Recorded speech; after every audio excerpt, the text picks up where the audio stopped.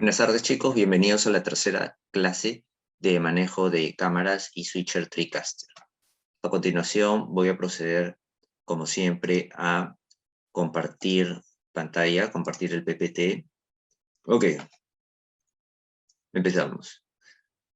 Lo que hoy vamos a ver es el manejo, cómo es el manejo de una cámara de un estudio, algunos detalles técnicos de la cámara P2500 Panasonic, que es la que utilizamos en el estudio de la universidad, y qué cosas son los cuadros por segundo, porque a veces cuando uno graba en una cámara o edita algún programa, puede seleccionar a cuántos cuadros por segundo va a grabar o editar. Cuáles son las diferencias entre grabar a 30 o 60 cuadros, por ejemplo, que es lo más común. Para empezar, el switcher y el estudio TV. Esta foto me parece que ya les enseñaba antes, pero bueno, es solamente para mostrarles que en el estudio tenemos las tres cámaras P2500 que están conectadas con un cable hacia el switcher TriCaster. Entonces el operador del switcher lo que hace es seleccionar la cámara que quiere que grabe, que quiere grabar, o poner en vivo, ¿no? Lo que se llama ponchar una cámara. Esto les he puesto, para que conozcan un poquito lo que hacíamos, ¿no?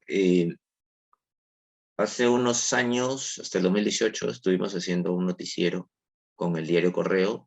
Ya, bueno, debido pues también a la pandemia, se cancelaron este tipo de producciones, pero hacíamos un programa, un noticiero matutino de 8 a 10 de la mañana, y salía por la plataforma Usil TV y la web del diario Correo.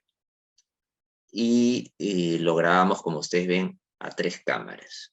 Uno de los principios básicos de usar tres cámaras en el estudio es que, como ven acá, deben estar separadas. Generalmente la cámara del medio, la que tiene el prompter, es para que los conductores puedan leer un texto. La de la derecha es para que pueda captar al conductor que está a la izquierda de la pantalla, y esta cámara de izquierda para que pueda tomar o captar al conductor que está al lado derecho de la pantalla, ¿no? Se ponen, generalmente eso es un planteamiento de toma, de encuadre, de cómo poner en el estudio las cámaras. No es aconsejable poner las tres cámaras juntas, porque el principio de televisión es que estén separadas para tener tres ángulos distintos. Si no, van a tener dos ángulos muy parecidos y no se va a ver bien. Es un primer video que quiero enseñarles que trata sobre, en general, cómo operar una cámara. No es la cámara del estudio que tenemos, pero es algo muy corto y es algo muy genérico, simplemente para que vayamos entrando poco a poco a este tema.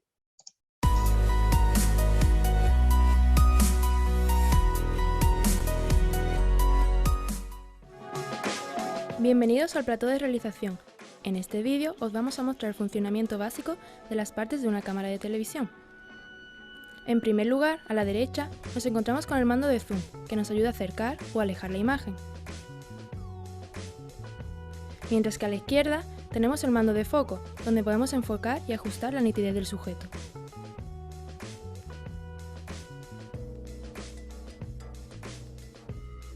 Para comunicarnos con realización, deberemos colocarnos los cascos, y si queremos hablar, tendremos que pulsar el intercom, que estará conectado con realización. La luz de Tally está en la parte superior de la cámara e indica qué cámara está retransmitiendo en directo. Si queremos hacer un paneo horizontal, debemos soltar el anclaje, que encontramos al lado de la burbuja del trípode. Por otro lado, si lo que queremos es hacer un paneo vertical, debemos soltar el anclaje situado en la parte lateral del trípode. Para hacer estos movimientos de forma fluida, es importante modular la rosca de dureza, situada en el lateral del trípode. Si queremos desplazar el trípode, deberemos soltar los seguros, que hay en las ruedas del dolly, aunque si queremos volver a fijar el trípode, no tenemos más que volver a poner los seguros en cada una de sus ruedas.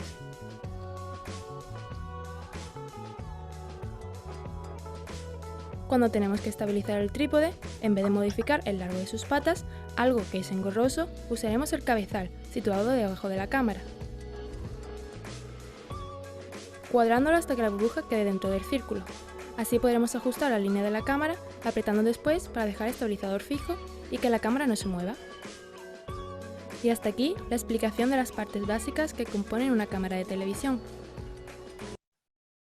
Bien chicos, esa fue una explicación muy breve y algo muy básico sobre el manejo de una cámara. Este es otro video donde se explican un poquito más de cositas, también es algo corto, y sobre el trípode, pedestal, manejo de cámara y pedestal de TV.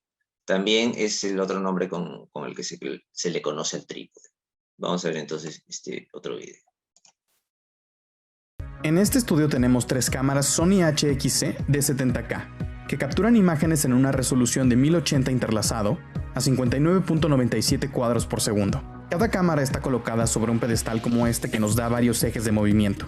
Una de las cámaras cuenta con un teleprompter, pero eso lo controlaremos desde la sala de control. Todos los pedestales cuentan con un sistema de dolly para mover las cámaras de un lado a otro. Estas ruedas se pueden bloquear para fijar la posición del pedestal y desbloquear para moverlo nuevamente. Los pedestales también cuentan con un mástil extensible para controlar la altura de la cámara. Para modificar la altura, solo afloja esta perilla y con la barra circular del centro extiende hasta la posición deseada y luego vuelve a fijar la perilla. En el cabezal del pedestal hay perillas para bloquear los movimientos de tilteo y paneo, así como perillas que regulan el nivel de resistencia de 1 a 7, siendo 1 el de menor resistencia para movimientos más rápidos y fluidos, y 7 de mayor resistencia para movimientos lentos y controlados. En el cabezal también hay una perilla para bloquear la posición del centro de balance de la cámara. Esto te permitirá hacer tilteos más precisos. En los manerales del cabezal hay controles para el foco y el zoom. El control del zoom puede apretarse con el pulgar hacia la izquierda para hacer zoom out y hacia la derecha para hacer zoom in. El control de zoom también tiene una perilla para regular la velocidad. Esta va de S o slow a F y fast. Los controles de foco sirven para lograr la imagen más nítida posible. Los lentes de estas cámaras son parfocales, es decir que mantienen el punto de enfoque aunque se modifique el zoom.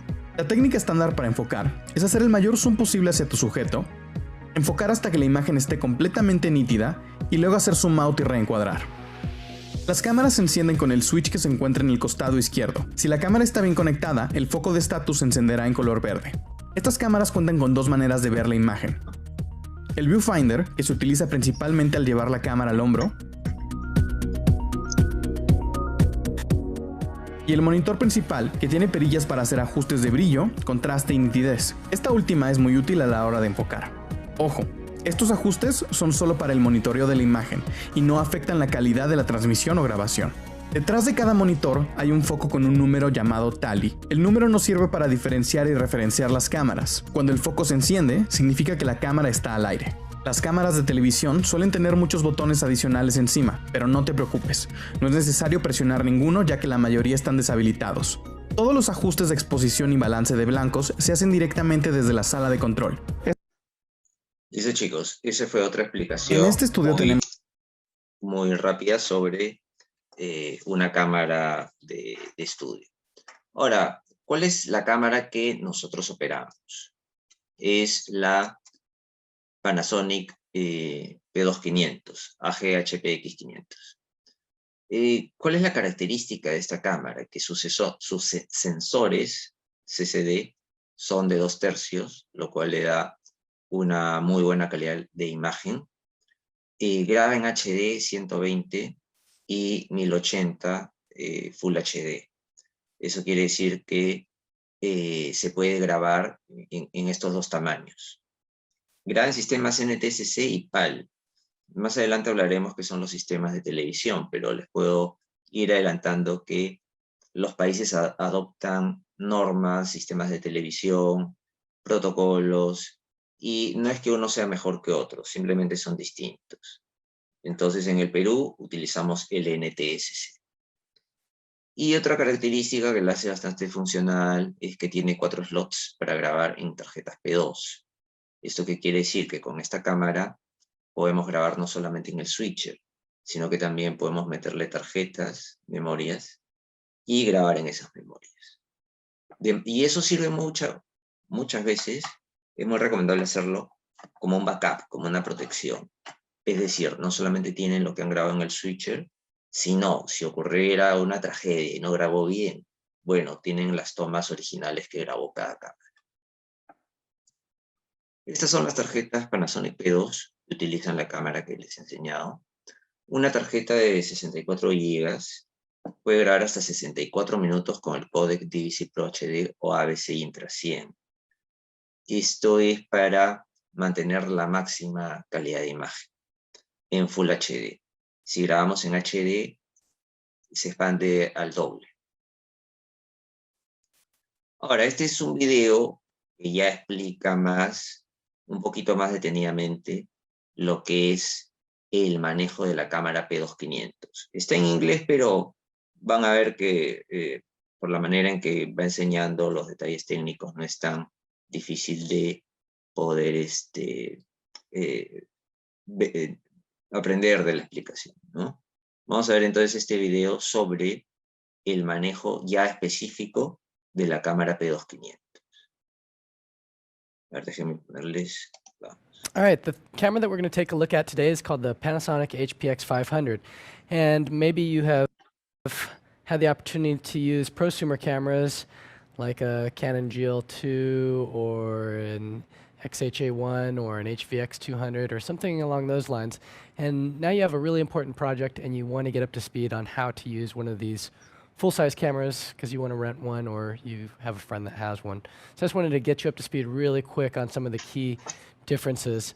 Now, this camera has a different battery than you may have traditionally been used to. So this is an Anton Bauer gold mount battery, and you can see that it's a pretty hefty battery as opposed to some of the batteries that you may have seen in the past. This one's kind of cool. It has a little readout, and it just goes on like that. The next thing that you're going to notice that's different on these cameras is the tripod plate. The tripod plate is just beefy, and that's what it looks like. The bottom of the camera looks like that. So you're going to want to line up that little V right there with that little V right there, and you just drop it right in there and push it forward, and it'll lock in there and make sure it's really locked. You're also going to want to be aware that there's a slide on these more expensive tripods that allow you to find out where the center of gravity is of the camera. And I don't have time to go into detail about that right now. I just want to really get you up and going. But generally, it's going to be here unless you have something like a matte box on the front, and then you're going to be playing with this until you get the camera to where it's not wanting to dip down like this one is right now. It's a little bit front heavy, so I'm going to go ahead and scoot it back a notch. And it should just stay. Should stay wherever I point it. Yep. So good to go there. Now, most all these cameras have the power on in the same spot. Now, I'm shooting this by myself, so you're going to have to forgive me if I'm out of focus here on some of these, but you're going to notice that the power on is, let me zoom out a little bit. Power on's right here. So go ahead and flip it on. You're going to notice that the LCD will light up.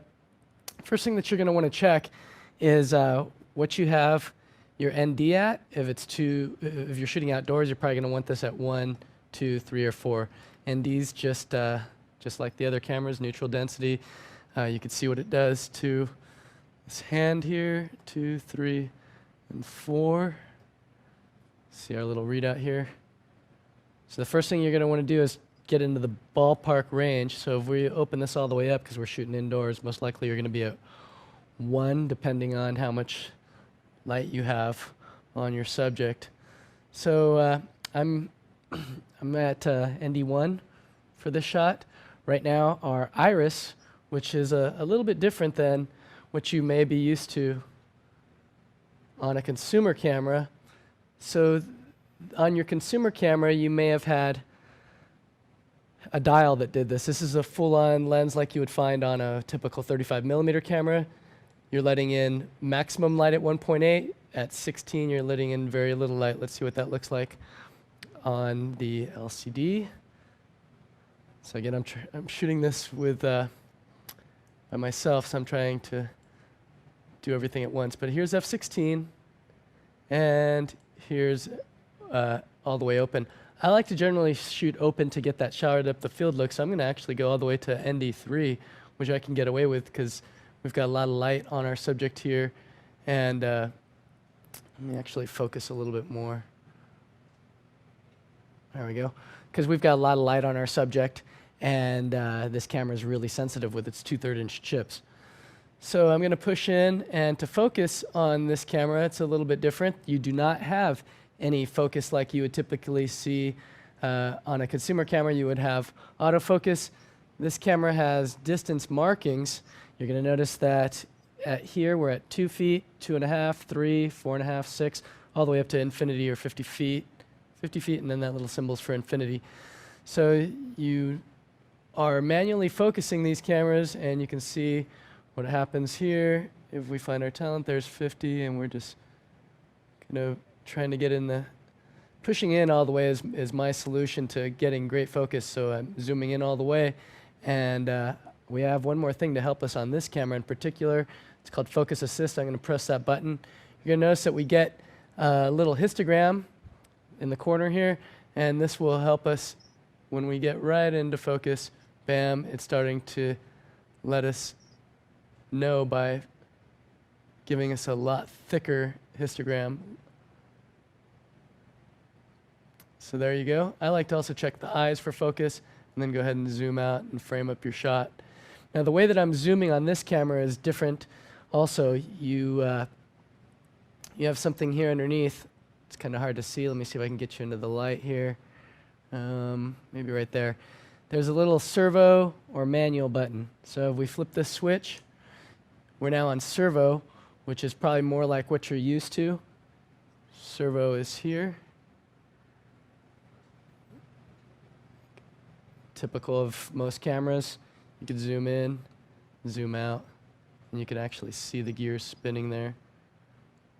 Another thing that's worth noting right there is that little iris control for auto iris. So you can set the iris to auto, and it will do its job there. So you'll notice that if we go ahead and zoom back into our LCD, focus there. So let's go ahead and zoom in. And you'll notice that as we start to move around the frame, that we get different exposures, 2.8, 2.8, 2.0, all the way open. Which brings us to our next test here. We want to take a look at how we can adjust the white balance.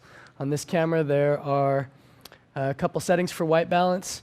You actually pull the camera off for a second, and you can see white balance. And you can see that there is a preset, which you could set to indoor or outdoor, and then you can also special set your own for A and B. So we'll set A real quick. So you might have had a white balance that was off. And if your white balance is off, you're not going to have very good skin tones. So let me just mess up the white balance intentionally really quick. There goes a bad white balance. So here's what our bad white balance might look like. So if we go back to our subject here, you can see that our skin tones don't look correct. So what we're going to do is we're going to zoom in till the white fills up the frame. She's nice enough to hold this white piece of paper for us. And we're going to use this little button up front. So here's what you got to push. This little switch, you're going to slide it up, and that will give you your white balance. So let's again fill up the frame. Let's flip that little switch up. So we're doing A, and now we're at 5.2. That's 5.2K. And if we go up, her flesh tones should look good. That looks great. Another thing to look at is the recording format on this camera. We're right now recording in 1080i. You want to get used to how the menus work on this camera. The menu is this button down here. Kind of hard to see in the bottom, right down here. And if we press the menu, you can jump in. And there's certain things that you want to know about. You want to know what format you're recording in. Most people are going to be recording in 6DI. If you're shooting a film, you might want to be in 24p. I like the 30p look. And you don't have to be concerned with shutter if you don't want to, because in this camera, there's a little thing here that looks like a cockpit warfighter or something. This is going to launch your missiles. But anyways, you can just turn the shutter off, and what it'll do is it'll just give you, depending on what you're shooting at, say for instance, if you're shooting at 60i, you're going to get 1/60th of a second. If you're shooting at 24p, you might be getting 1/48th of a second, or you will be getting those settings if you turn it off. But you can adjust the shutter for different effects if you'd like. Last step to take a look at is gain before we move on to audio. So gain is something that you want to be aware of. I have it all the way at low because we're lighting up the scene. Remember, gain's going to add grain, but in a low light situation, like maybe down here on the floor. See if we can get a shot here of the floor. Let's turn ND off. And kind of see the floor down there. Man, this camera is great in low light. We don't even have to add gain here. Wow. Anyways, here's what would happen if we added a 6 dB of gain, 12 dB of gain. You can just see that the scene gets really bright. All right, so that's the gain. Gain adds grain, adds artificial brightness. Let's jump back down to ND3, and let's take a look at one more thing, and that's the audio. You're gonna notice that you can add a shotgun mic to the front of the camera, right here on the front, and you have 2 XLRs on the front, which are down here. So that's camera input 1. You would just lead your mic in, and then you would be able to adjust the levels right back here on the top. Now, if your mic takes phantom power, you are going to want to jump into the audio setup, and you're going to want to go down to the microphone power, and you're going to want to turn that from off to on so that you're getting microphone power. You also can control audio tracks 3 and 4 underneath here. So there's 3 and 4, and 1 and 2 are here. That wraps it up. Thanks for watching, guys. Bien, chicos, déjenme admitir acá a una persona antes. Esos fueron algunos detalles técnicos de la cámara. En todo caso, quería que la vieran más o menos cómo son sus botones. Y ahora vamos. A ver.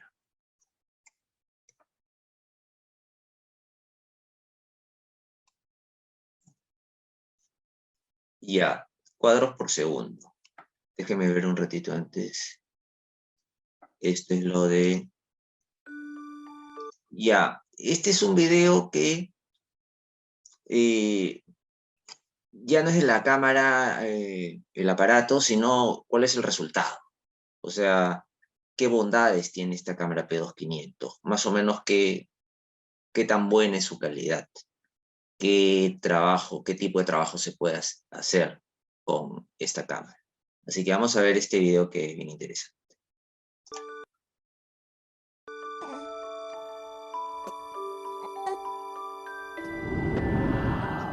Comienza una nueva era.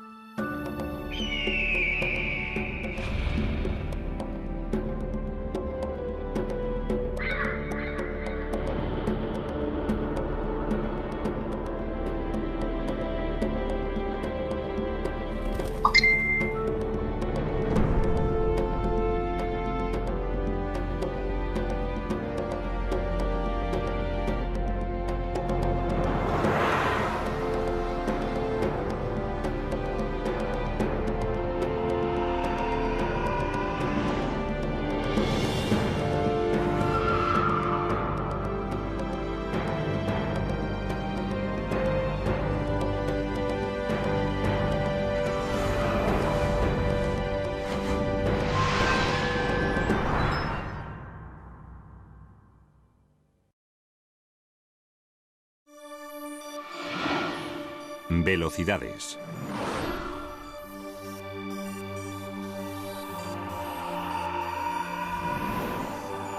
Una de las características que hacen única a la HPX500 es la posibilidad de utilizar diferentes velocidades de cuadro. A 60 fotogramas por segundo, la vida puede contemplarse con gran detalle con una fluidez inigualable.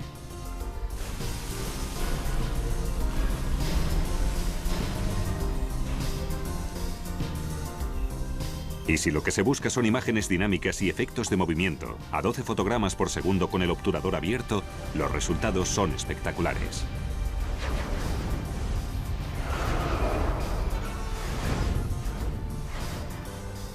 La primera decisión consiste en elegir la frecuencia nominal. En el mercado europeo, la más apropiada es 720-25 pn. Si la filmación se realiza a una velocidad inferior a 25 fotogramas por segundo, se logra un efecto de cámara rápida. Y si filma a 12p, el material grabado se verá al doble de velocidad. Del mismo modo, si se filma a una velocidad superior a 25p, se consigue un gran efecto de cámara lenta. Por ejemplo, si se captura a 50p, las imágenes se verán a la mitad de velocidad, ya que se necesitará el doble de tiempo para reproducirlas. La velocidad de cuadro variable solo está disponible en el formato 720p. N hace referencia al formato nativo. Trucos y consejos. Si se desea obtener un movimiento más fluido a menor velocidad, elija el modo Film, seleccione la opción Synchro Scan y fije la velocidad de obturación en 360 grados. De este modo se obtienen imágenes más fluidas a la vez que se dobla la sensibilidad de la cámara.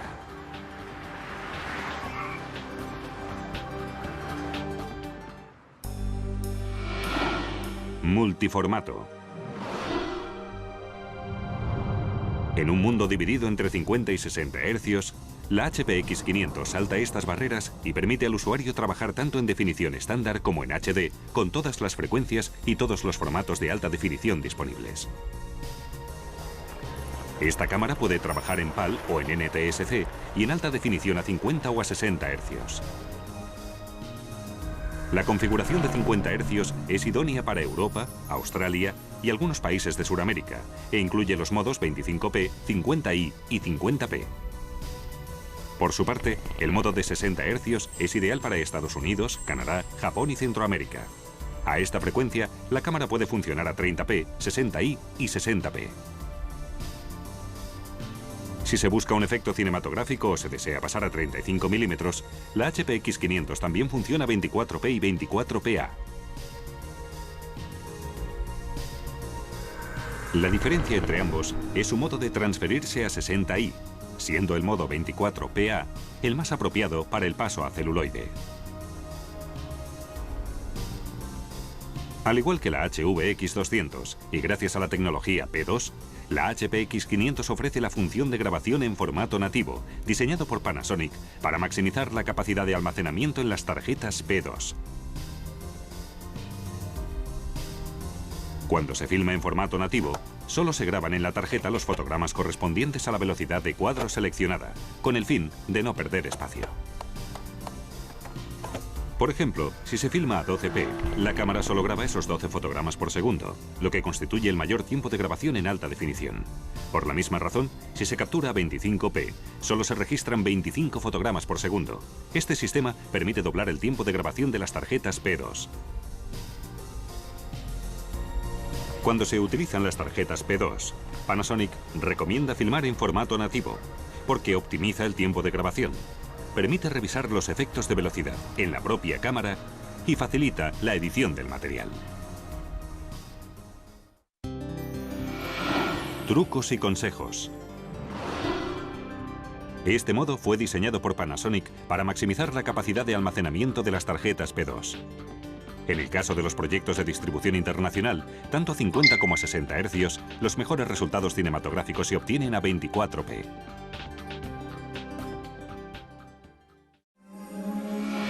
Sensor de 2/3 de pulgada. Este es uno de los elementos más importantes de la cámara. La HPX500 cuenta con 3 CCDs progresivos de 2/3 de pulgada y con un sistema de lentes de bayoneta intercambiables. La sección de cámara siempre funciona a 1080, 50p o 60p, según la frecuencia seleccionada. Después, las imágenes se convierten al modo 720 o 1080, entrelazado o progresivo. En comparación con la HVX200, los nuevos sensores aumentan la sensibilidad y reducen el ruido, lo que permite filmar de noche en espacios exteriores sin necesidad de utilizar iluminación adicional.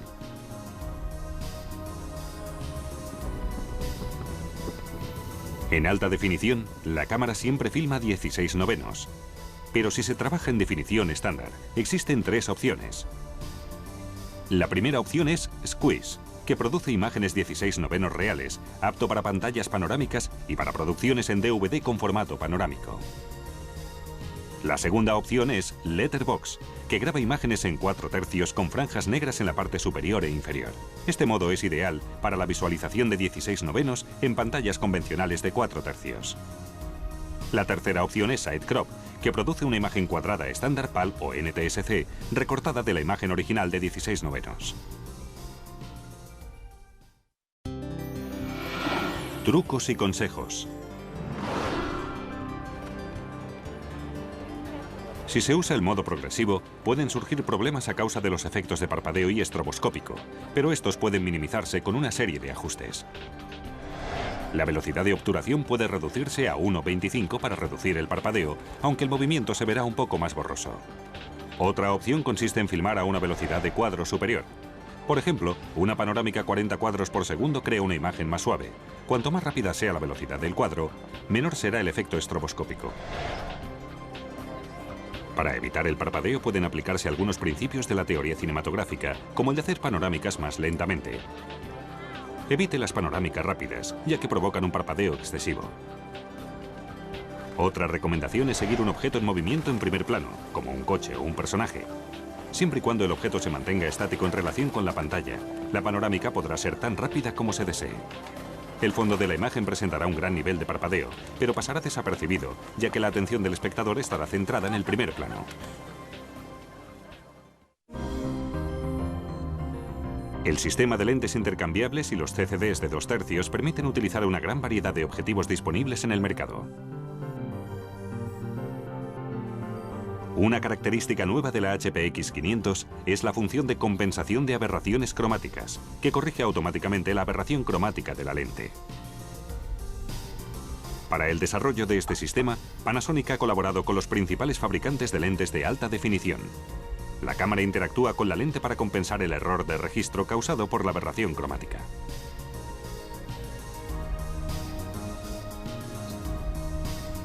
Además de la función de ajuste de blancos, la cámara también incluye una rueda de filtros de 4 posiciones para cada tipo de luz.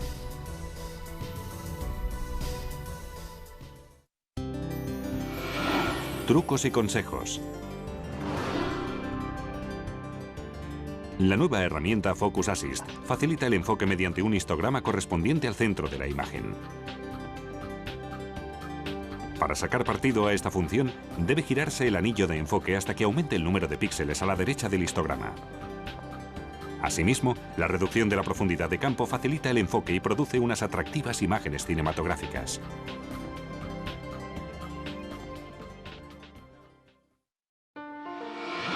Color y contraste.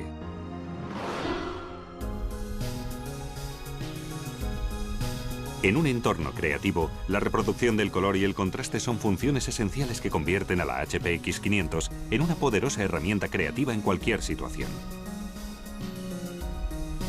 Las opciones de los menús permiten conseguir la estética requerida en cada momento. A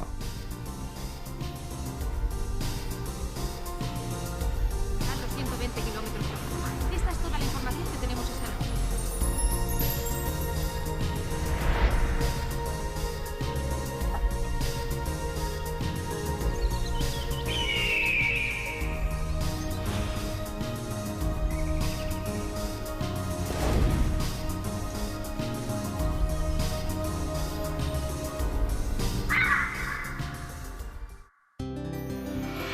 Trucos y consejos.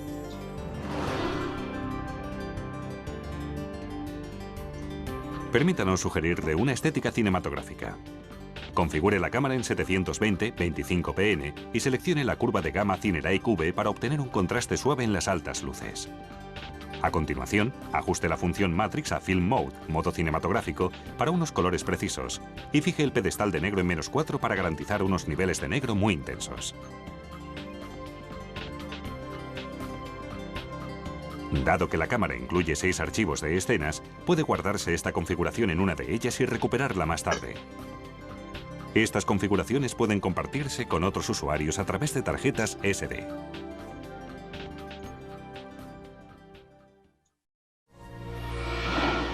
Workflow P2.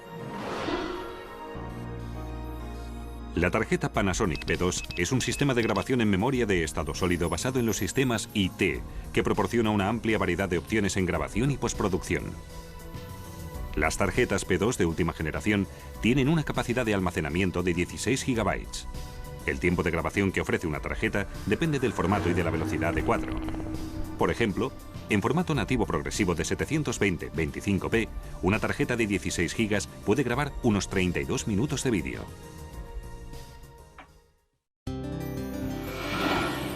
Trucos y consejos. La HP X500 dispone de 4 ranuras P2 que ofrecen más de 2 horas de grabación de alta definición con tarjetas de 16 GB. Y si no fuera suficiente, la cámara puede trabajar en modo bucle mediante el cambio de tarjetas en caliente. La cámara graba en las 4 tarjetas de forma continua y secuencial. Cuando la primera tarjeta está llena y la cámara ha pasado a la segunda tarjeta, puede retirarse la primera tarjeta, hacer una copia de esta en un dispositivo externo, formatearla y colocarla de nuevo en la ranura. Una vez llena la cuarta tarjeta, la cámara regresa a la primera, por lo que el tiempo de grabación puede ser ilimitado. El flexible sistema P2 ofrece otra herramienta potente, la función de pregrabación.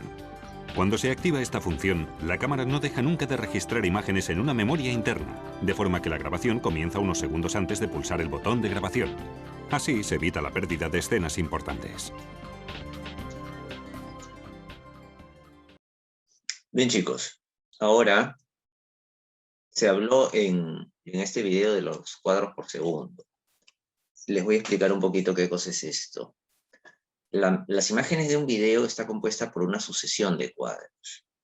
En el cine se utilizan 24 cuadros por cada segundo de película, mientras que en el video lo más común es 30. Generalmente se les denomina FPS, o sea, frames por segundo. Para generar el efecto de cámara lenta con movimientos naturales, se debe grabar a más cuadros por segundo, 60 o 120 frames por segundo. ¿Esto qué quiere decir? Que la imagen que nosotros vemos de un video, en su movimiento natural, está generalmente grabado a 30 cuadros por cada segundo. Pero si nosotros necesitamos hacer una cámara lenta, por ejemplo, necesitamos más cuadros por segundo. Ahora, no son muchas tampoco las veces que se utilice la cámara lenta, ¿no? Por ejemplo, en las transmisiones de partidos de fútbol, por ejemplo, para que las repeticiones del gol o de una jugada buena se puedan notar claramente, se necesitan muchos cuadros por segundo. Son cámaras especiales, por ejemplo, ¿no? Pero si es una grabación que no necesariamente va a requerir de tener una buena cámara lenta, no es necesario. Pero de todas maneras lo que sí es necesario es que tengan el concepto, ¿no? Vamos a ver acá un video donde se nos explica un poquito más esto de los cuadros por segundo. Vamos a ver. Muy bien, cuando hablamos de 24p, 30p o 60p, estamos hablando de los cuadros por segundo o frames per second en inglés. Y nos referimos a la cantidad de imágenes o fotos que se nos muestran cada segundo cuando vemos un video. O sea que cuando nos hablan, por ejemplo, de 24p, significa que estamos viendo 24 fotos en un segundo. Y por un efecto llamado persistencia retinaria, se genera esa ilusión de movimiento. De igual manera, cuando hablamos de 30p, se nos muestran 30 cuadros por segundo y en 60p se nos muestran 60 cuadros en un segundo. La diferencia entre 24 cuadros por segundo y 30 cuadros por segundo es básicamente que el movimiento es más suave en 30 cuadros por segundo, porque obviamente estamos viendo 6 fotos más por segundo. Entonces se genera un movimiento más fluido y por el contrario 24p genera un movimiento un poco más entrecortado. Ahora bien, una gran mayoría de personas elige grabar en 24 cuadros por segundo porque existe la sensación y casi la creencia de que 24 cuadros por segundo es más cinematográfico. Esto porque la mayoría de películas se graban en 24 cuadros por segundo e incluso muchas series. Pero recordemos que no solamente la cantidad de cuadros por segundo es lo que hace una toma cinematográfica. Podríamos hablar de otros elementos como el lente que se usa, la iluminación, la sonorización, los movimientos de cámara, la colorización y tantos otros. Recordemos que la industria cinematográfica adoptó los 24 cuadros por segundo más que por una razón estética, por una razón razón técnica e incluso económica. Lo que se buscó fue encontrar la cantidad de cuadros por segundo mínima suficientes como para generar esa ilusión de movimiento a la hora de proyectar las imágenes, ya que usar demasiados cuadros por segundo significaba una mayor inversión en película y por ende en el revelado de esta película, lo cual incrementaba el presupuesto de todo el proyecto. El tiempo hizo que todos nos acostumbráramos a ver las películas a 24 cuadros por segundo. Ahora, al trabajar a 30 cuadros por segundo, obtenemos un movimiento un poco más natural. Pero recuerda que muchas personas, incluyendo quizás tus clientes, puedan pensar que 24 cuadros por segundo es igual a arte. De cualquier modo, sea la velocidad de cuadros que escojas, hay algunas cosas que tienes que tener en cuenta de todas maneras. Lo primero es que debes de duplicar la velocidad de obturación o shutter con respecto a la velocidad de cuadros.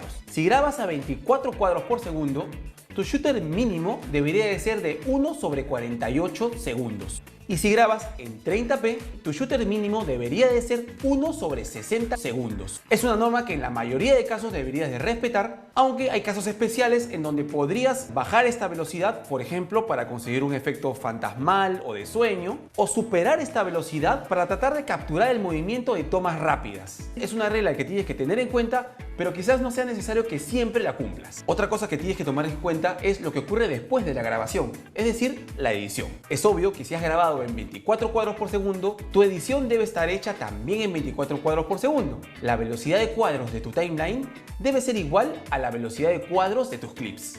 Recuerda entonces que si por ejemplo te van a dar material adicional para incluir en tu edición, quizás sea una buena idea que preguntes en cuántos cuadros por segundo están grabadas esas tomas para que tú también grabes a esa velocidad de cuadros y no tengas esta mezcla de cuadros en un mismo timeline.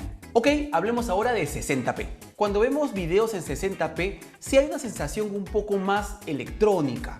El movimiento es mucho más fluido, porque obviamente estamos viendo 60 cuadros en un segundo, pero está un poco más alejado del look cinematográfico. Lo vemos quizás en las noticias o en algunas novelas, en donde el movimiento es mucho más fluido. Y últimamente se ha puesto muy de moda en los videojuegos, que buscan un poco más de realismo en sus gráficas. Personalmente no me gusta mucho la edición en 60p, pero ojo, he dicho edición, porque quizás grabar en 60p puede ser conveniente. Y aquí te explico por qué. Digamos que haces una grabación completa en 60 cuadros por segundo. Luego, a la hora de editar, escoges hacerlo en 30 cuadros por segundo. Lo que va a hacer tu sistema de edición es recibir el clip de 60 cuadros por segundo y solo reproducir 30. Va a reproducir un cuadro sí, un cuadro no. Y reproducirá solamente 30 cuadros de los 60 que tiene disponibles. Pero a la hora que tú varíes la velocidad, le pongas cámara lenta a esa toma al 50%, el movimiento de cámara lenta va a ser muy fluido, lo cual no vas a conseguir si es que la toma fue grabada a 30 cuadros por segundo. De la misma manera, un clip de 60 cuadros por segundo, introducido en un timeline de 24 cuadros por segundo, puede ser reducido en su velocidad hasta en un 40% y nos va a seguir dando una cámara lenta muy suave. Lo único que hay que tener en cuenta es asegurarnos de que nuestra cámara en 60 cuadros por segundo siga grabando con una buena nitidez. Hay algunos ejemplos en internet en donde comparan que a medida que la cantidad de cuadros por segundo es mayor, la resolución, la calidad, la nitidez de cada cuadro es menor. Entonces, si buscas cámaras lentas limpias, tu opción puede ser grabar en 60p para que al momento de editar en 24 o en 30p, tus cámaras lentas salgan muy suaves. Ahora la siguiente pregunta es, si podemos editar en 24, en 30 y en 60 cuadros por segundo, ¿qué es eso de 120, 240, 480 cuadros por segundo? Bueno, en este caso lo que hacen las cámaras es, por ejemplo, capturar 120 cuadros en un segundo y colocarlos de inmediato en tu tarjeta en un formato compatible con tu sistema de edición, es decir, en un video de 24 o de 30 cuadros por segundo. Obviamente, esos archivos de 24 o de 30 cuadros van a ser más largos por contener más cuadros. La toma ya va a estar en cámara lenta sin que nosotros tengamos que darle el efecto. Si grabamos un segundo a 120 cuadros por segundo, podemos obtener en nuestra tarjeta un clip de 4 segundos grabado en 30 cuadros por segundo. No olvidemos que la regla del shooter de la que hablé hace un rato también se aplica al momento de grabar en cámara lenta. Si grabamos a 120 cuadros por segundo, por ejemplo, nuestro shooter debería estar en 1/240 de segundo para que el movimiento se vea fluido. No todas las cámaras son capaces de grabar a velocidades de cuadros muy altas y algunas van perdiendo resolución a medida que graban a más cuadros por segundo. A continuación les quiero dejar una comparación una al lado de otra de 3 tomas grabadas en 24, en 30 y en 60 cuadros por segundo.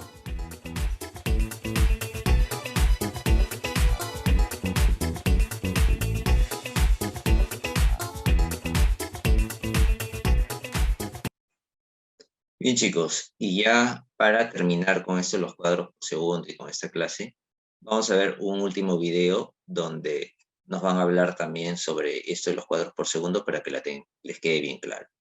Empezamos con el video. Como te comenté, hoy vamos a hablar de los cuadros por segundo, frames per second como se les dice en inglés, y en español fotogramas por segundo o cuadros por segundo, como tú quieras. Creo que a todos nos ha pasado o en nuestro celular o en una action camera o en una cámara normal que nos da opciones de a cuánta resolución y a cuántos cuadros por segundo vamos a grabar. Hoy vas a entender perfectamente lo que son los cuadros por segundo y cuándo te conviene grabar a 24, a 30, a 60 o a 120 o hasta 240. Entonces, para empezar, un video se conforma de muchas imágenes fijas, y para entenderlo bien, no sé si te acuerdas de hace mucho o cuando estábamos pequeños que dibujábamos en los papeles, en las libretas, y hoja tras hoja ibas dibujando, y al verlas todas juntas, todas esas imágenes, si tenían una secuencia, se hacían como con movimiento. Bueno, así funcionan los cuadros por segundo exactamente. Entonces vamos a imaginarnos que le hacemos así a las hojas, y si pasamos 24 hojas por segundo, esos son 24 cuadros por segundo, 24 frames per second. Si pasamos 30 hojas por segundo, esos son 30 fotogramas por segundo. Y si pasamos 60, son 60. Entonces es la manera, creo yo, la más fácil y como yo la entendí para aprender todo esto de los fotogramas por segundo. Entonces, si nos vamos a cualquier tipo de cámara, funciona exactamente igual. 24 cuadros por segundo es como si pasáramos 24 hojas, 30, 60, 120. Y me dices, pero ¿por qué no se pueden a menos de 24 cuadros por segundo? De hecho, sí se puede. Cuando empezó el cine mudo, se grababa de entre 10 y 18 cuadros por segundo, depende de la cinta. Por eso es porque lo veíamos que estaba con un poquito de movimiento raro.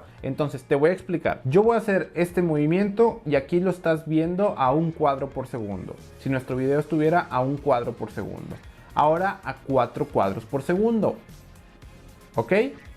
Y ahora a 12 cuadros por segundo. Vemos que empieza a agarrar un poquito de movimiento. Y ahora lo estamos viendo a 24 cuadros por segundo. Y ahora a 30 cuadros por segundo. Entonces son puras imágenes que hace que todo esto se empiece a ver muchísimo más fluido en cuanto más cuadros por segundo le metemos. Entonces, sabiendo esto, ¿cuáles son los cuadros por segundo más utilizados? Bueno, el 24 cuadros por segundo es un estándar para cine, y en 30 cuadros por segundo es un estándar para televisión, para cuando vemos deportes, noticieros, todo eso es 30 cuadros por segundo. ¿Cuál es la diferencia de entre 24 y 30? Bueno, en 24 ya lo vemos muy bien, pero los movimientos se ven un poquito con más, como si hago un movimiento rápido se ve como cuando pasa, o sea, se ve un poquito menos fluido. Si lo reproduzco a 30 se ve todo un poquito más fluido, como un poquito más suave, más nítido. No sé si algo así me explico mejor. Y me dirás, pero ¿por qué siguen grabando ahorita el cine a 24 cuadros por segundo? Realmente da una sensación diferente, y los expertos en cine explican que la magia de los 24 cuadros por segundo se va a quedar de estándar en el cine. Pero al final te voy a dar unos datos curiosos de cine que te van a interesar. Entonces, ya entendiendo todo esto,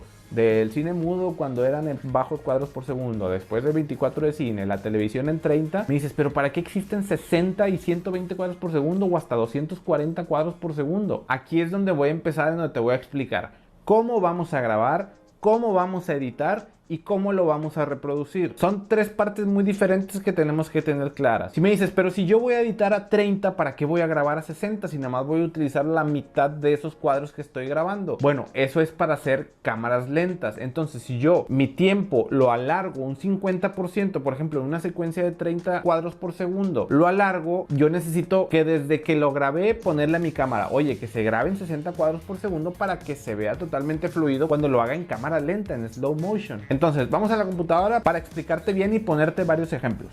Ok, pues ya estamos por aquí.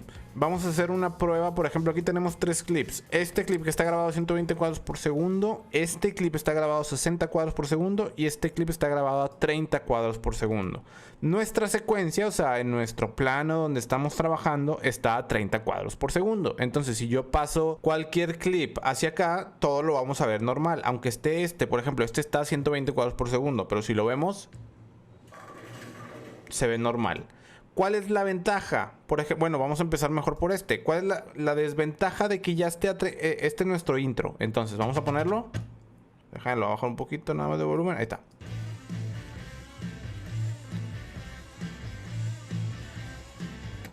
Este ya está directo a 30. Entonces, si yo lo quiero hacer, vamos a quitarle el audio. Y yo lo quiero hacer en slow motion. Y le digo, ¿sabes qué? Pues la velocidad, pónmela al 25%. Si yo lo veo, vemos cómo se ve. Todo brincado, todo brincoteado, no se ve bien. O sea, Eso es a lo que me refiero. Si ya estamos grabando a 30, ya no podemos hacer slow motion. ¿Cuál es la diferencia de, por ejemplo, este clip que les dije ahorita que está grabado a 60? Si yo vamos a quitar el audio. Si yo clip, que por aquí sale, es Lali. Entonces, yo pongo play. Eso es el clip normal. Pero si yo clip le digo, oye, como tenemos 30 cuadros más de información, yo le puedo decir, oye, ¿sabes qué? Esto, házmelo al 50% de la velocidad normal.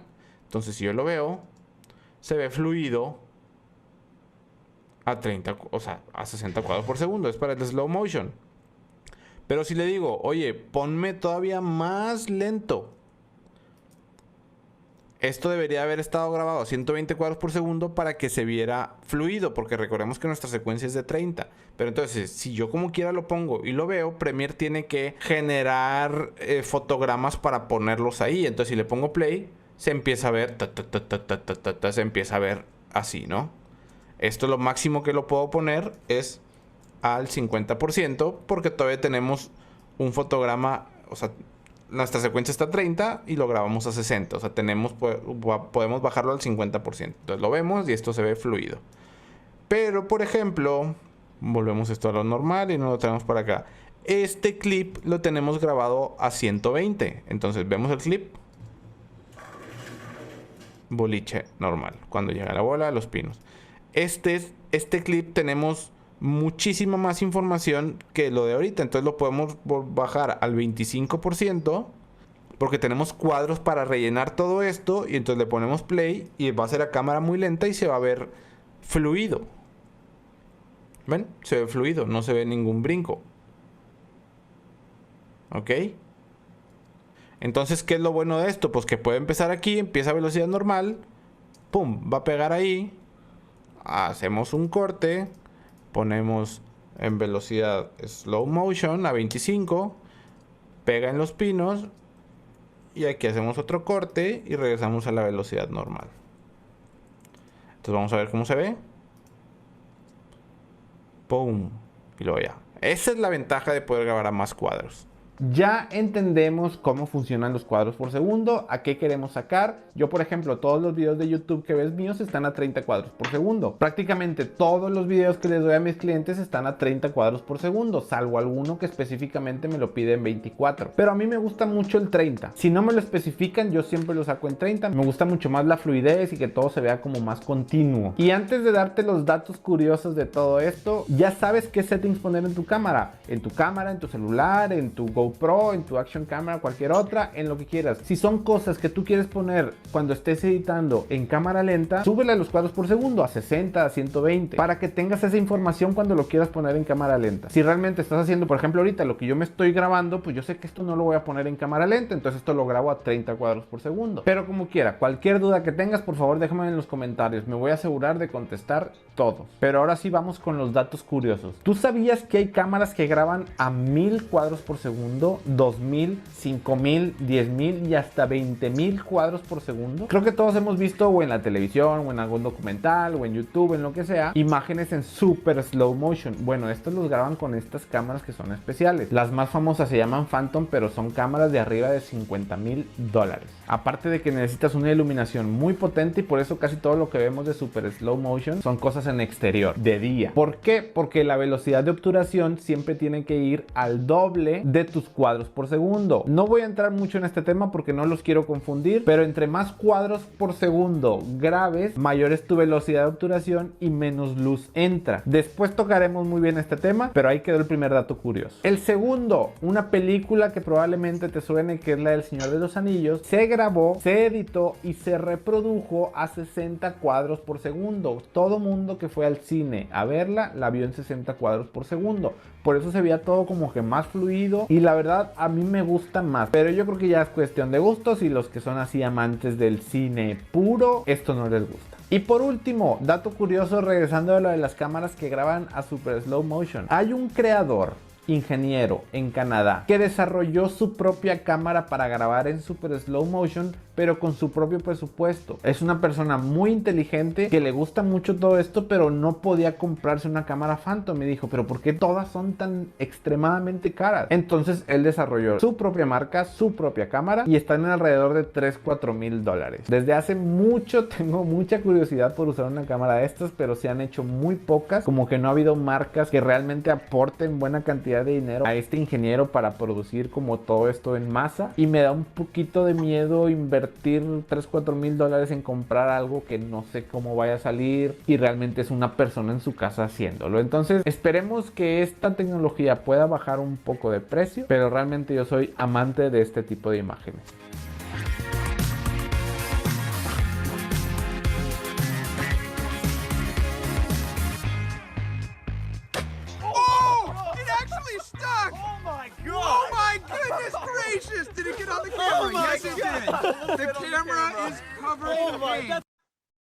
Bien chicos, y eso fue todo por ahora, todo lo referido a cuadros por segundo, y voy a dejar de compartir pantalla. Listo. ¿Alguien por si acaso tiene alguna consulta, duda o comentario sobre lo que han visto? Profesor, o sea, por ejemplo, si yo estoy grabando, si la cámara que yo tengo es, por ejemplo, yo tengo una cámara que graba a 30 cuadros por segundo, o sea, ¿Ya? la velocidad de obturación tendría que ser 1/60. Sí, o sea, lo que pasa es que mientras más cuadros utilices, te va a pedir que abras más tu obturador, ¿no? Si no, ahorita como lo tienes está bien, pero si grabas a más cuadros por segundo, es muy probable que te pida abrir más tu obturador, ¿no? Ahora, mucho depende, como dice ahí el video, de qué iluminación le pongas, ¿no?